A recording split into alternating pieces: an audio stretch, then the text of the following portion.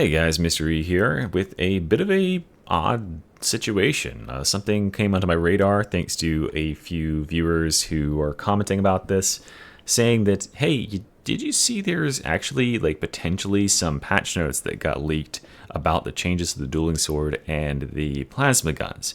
And these were leaked in the context of a Chinese localization of those, the dev blog showing the weapon updates, the ones that I presented to you yesterday, and players were managed to screen grab it and translate it, and it does indeed actually have some content about what they might be intending for the dueling sword and for the plasma gun. Now, there's two obvious questions we need to ask in this situation, right? The first one is this legitimate? And in the era of AI, you can't be too certain. I, for one, am always very skeptical about these sort of claims. I initially thought that for certain this was going to be the same situation as when players were saying, oh, the Arbites has been data mined. You know, you can chat GPT and it'll tell you. And it was just chat GPT grabbing random bullshit that people were saying off of Reddit, like just random bullshit speculation. I thought for certain that's what it was going to be. But, just looking at it now, this does pass the sniff test for me. This looks like the legitimate way that Fat Shark would phrase things. They're using the right terminology, and these changes seem logical to me. It's not like this is a troll post trying to get people riled up. And this is either like the highest effort deepfake for literally no benefit of all time, or it's real. And the second question would be, is this how they're actually going to go about the changes to these weapons? Are these changes actually going to go live like this? And I have my reservations about that point because, the fact that they didn't present it with the other stuff yesterday makes me think that maybe they went back to the drawing board, and maybe this is an older version of the update patch notes, and they were thinking about rolling it out like this, and then they said, you know what, it's just not ready for the 23rd. Let's kick it back a little bit, and we'll cut it out of the list. And they forgot to kick it out of the Chinese one because perhaps they outsourced the person who wrote it in Chinese, and none of them could read it to see that it still included the dueling sword and the plasma gun in there, right? So we will just assume that this is real. It'll at least give us a good starting point to talk about some of the changes that are looking to be made to these weapons and why they might need to be made. And let me know in the comments if you think these changes are excessive or reasonable or they need to go further. Let's start with talking about the dueling sword here. So the first thing with the dueling sword is they are changing the weapon special. The weapon special currently is the little low damage, high impact, quick stab, right? So what you can do is you can run up to enemies and charge your stab attack, say it's a crusher or something, stab them in the back of the head, and then they turn around and start to swing at you, and you immediately hit the middle mouse and you stab them. You'll go boom, boom. You'll hit a hard stab and then a soft stab, and that will stagger them. And then you'll charge up the second heavy stab and kill them before they get to do anything. So this is just a really unengaging way to play generally, and that is one of the biggest problems that I have with the dueling sword. Now what they'll be doing here is they are making it so that the weapon special relies on you parrying an attack, and when you return the attack, it's going to do a strike, a heavy thrust attack. So it'll be, I'm trying to think of like what game has this, but yeah, you parry, you catch the weapon on your blade, and then you just thrust right into their head. I think I'm thinking of like Mordhau and stuff. There was a particular parry, and that was very scary. They could go like a long, like straight thrust as a return. And so that could be really, really cool. I like this because it shifts the power away from aggression and offense to defense for this weapon. It's okay if this weapon is powerful, but it needs to give the enemy a chance to attack you. And currently, one of the most oppressive ways to play with it is to stack up uncanny strikes to full, and then have the thrust blessing, and you run up on a crusher, and you immediately doink him for like 85% of his HP. And by the time he goes to turn around, you just hit him again, and he's dead. And so that is just really unengaging when every enemy, pretty much without exception, is falling down to just your opening attack. You got a problem on your hands, because then that means there's no counterplay, there's no like back and forth, there's no blocking or parrying or dodging or anything needed. It's just a process of running from one enemy to the other and annihilating them. If you've seen my god tier or like demon tier zealot, the Rat King, that to a T, right? Just running around and boinking every single enemy and instantly murdering them and then disappearing, rinse and repeat. So They're also making the Mark V. You'll see numerous times in here, the Mark V is going to get special treatment because the Mark V is the weaker of the move sets. Mark II and Mark IV have a thrust, and Mark II has the swipe after the fact. The Mark V is all sorts of crazy shit with the swing pattern, and therefore they are going to give it increased damage, increased power level overall to compensate. So it's getting 10% higher power level, and they're giving it more damage against flak. And you'll notice that there are some strange wording choices here. I'm going to do my best to translate this properly into the Darktide language, because currently it's been in Chinese and it's been translated into English, and it's kind of missing some of that context. But I got you, don't worry. Psyker is actually getting a special version of this sword. So this is something very interesting. They're doing a couple of new things with this weapon. They are making the Psykers, this is going to be class specifically more powerful for Psykers, and their parry is instead going to catch the attack and raise your peril level by 4%, and then your counterattack is going to be much more powerful for this. So for Psykers, the Mark II and Mark IV are going to get a 30% or roughly 30% boost in power on that riposte, and then the Mark V is going to get a 40% boost in power level when it returns that attack, which is insane. That'll do a ton of damage, but it relies on you actually catching the attack in time, and that's very dangerous to do on the Psyker if you're not playing it well. Then we got to talk about just the damage and configuration in general of the attacks, the things you use to actually kill enemies most of the time to be aggressive. The thrust heavy attack, which is just sort of the problem for the weapon, that this attack is just too powerful and can just be repeated ad nauseum. They are lowering the finesse modifier. So currently it's one of the most absurd finesse modifiers in the game at 3.0. That is just way, way, way too high. There is the dagger has a similar modifier, but the dagger has very low base damages to compensate for that. This is a weapon that can have thousands of base damage and then modifies that further when you get headshots. So yeah, that needs to be tuned down a little bit, and so what they're dropping it to is 1.1 to 2.2, which is a much more reasonable level of finesse modifier, finesse multiplier than 3.0 is for a weapon that hits as hard in a single target as this thing does. Then they're also cutting some power off of the first target for the thrust. They're cutting it from 400 cap to 375 cap. This is like 8% or so, somewhere in that range. Not that much. Then probably the more impactful thing they're doing is they're cutting the armor modifiers against different armor types. So Indomitable here is unyielding, so your boss damage, your Reaper damage, and your bulwark damage is going down by a quarter. Your damage against flak armor is going down by 1/8. Your damage against carapace armor is going down by 1/3 from 0.6 to 0.4. They are also doing something to the animation and the timings of this.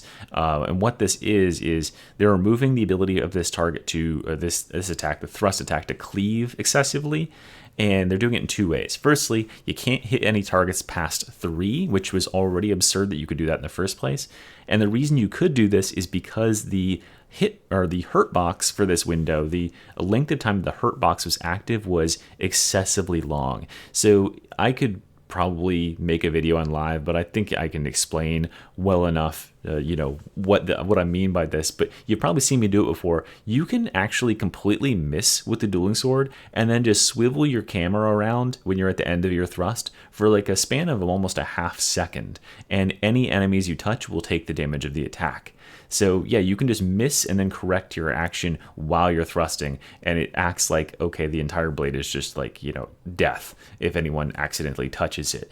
And you could do this similar thing with like Billhook for Saltspire and Vermintide 2. It's just like thrust and then kind of swish it around and it would cleave through multiple enemies. But that just shouldn't be an intended attack effect with a weapon that's supposed to be as precise as a rapier is. So they're making that window, the attack window, much smaller, so you need to be aimed directly at the head of the enemy, and you can't drag it to hit like 15 enemies while it's active.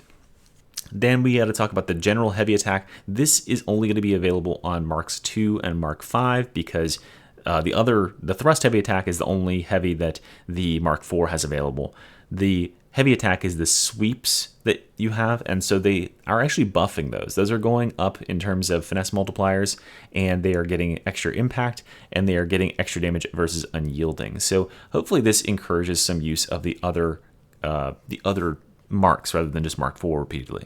And the riposte details, as I've said previously, when you riposte and hit that target that was hitting you, you say Crusher goes to swipe you and you block them, you riposte, and that strength is equivalent to the strength of the thrust in the current live patch. So pre-nerf thrust is going to be very, very nice.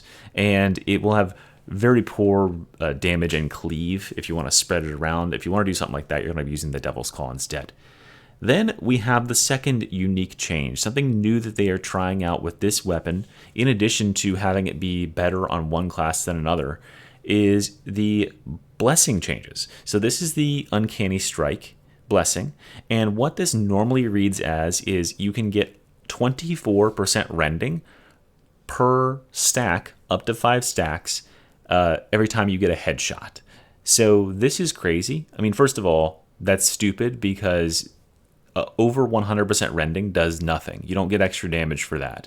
So you literally cap out at 100 at 4 stacks. You're at 96% at 4 stacks, and the last 5th stack only gives you 4%.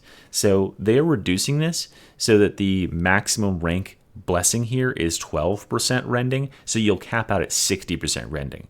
Now, I don't know if you are aware of this, but 60% rending is still a fuck ton of rending. I don't think that this weapon is going to have any problem dealing with armor. This was just something that was just egregious, that there is this blessing in the game that can completely nullify all armor. And this is fine. This Uncanny Strike is fine on weapons that don't have such high base damage and such high instant killing value. But on this weapon, you can get this blessing stacked up and then rotate from the horde that you're using to immediately look up and headshot that Crusher and dunk him instantly. And that was just absurd. So they're lowering the ability to just like armor pen for that. And thankfully, they aren't nerfing the blessing overall, so Bleed Dagger and stuff like that will still remain as good as it's ever been, thanks to Uncanny Strike against these Crushers. All right, let's go on to the Plasma Gun. The Plasma Gun has much less changes to get through, so don't worry if you're getting impatient. I'll wrap it up real short here. So what they're saying about the Plasma Gun here is that it's got a very stable and safe primary shooting mode, and when you shoot with that secondary mode where you charge it up, it's got a big blast, right? That should be the fantasy of the gun. The problem is that primary fire, the light attacks with it, are just too damn good, and you just want to use them all the time, right? So you could shoot one big blast, or you could shoot 3 light attacks at different targets, all of which have crazy stagger values and are good enough. You really rarely need to charge this weapon. So what they want to do here is get players off of just spamming light attacks every single day, which is all I do when I play with the weapon, and it works just fine. They are going to shift the focus of the weapon to that secondary shooting mode. So it'll still have the same impact in that secondary shooting mode, but you'll have to actually think about what you're doing, right? You can use light attacks, but they're going to be way less effective than they were before, and the charge mode is going to be much better, or at least better. And let's go down and start looking at it, first of all. So, first of all, the alt-fire mode. The big problem that alt-fire had was this is the charge attack, by the way. One of the big problems that the alt-fire had was as soon as you started charging this bad boy, you instantly are taking 5 ammo out of your bags, whether or not you fully charge it.